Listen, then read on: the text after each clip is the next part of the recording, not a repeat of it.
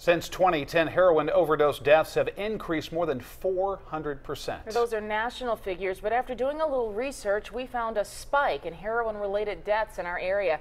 So far this year, 46 people have died from heroin-related overdoses. Last year, that number was 58.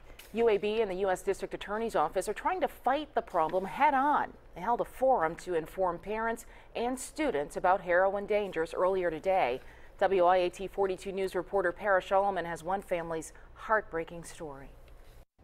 I spoke with Baker Mims' family earlier today, and they say the reason they came here to speak today is the same reason that the summit is being held in the first place, to let people know that the heroin problem in Birmingham is something that every family and everyone should be worrying about. The Mims family says they never saw it coming. He was really a great kid, and the indications were there that we had raised him well, that he knew what was right from wrong. Their son, Baker, died of a heroin overdose last March. He was only 20 years old. There was no personality change. There was no physical change. He looked the same. I saw him 2 days before he died, and he looked great. He just got his hair cut and was in good spirits. But it only takes one time.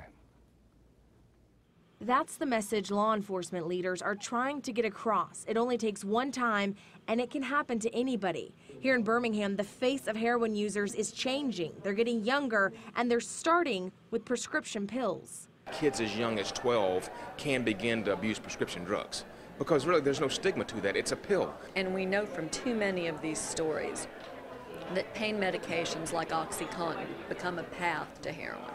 Baker Mims' parents say they believe the move from high school to college and the pressure to succeed is what led him to drugs. They hope they can help other kids by sharing his story.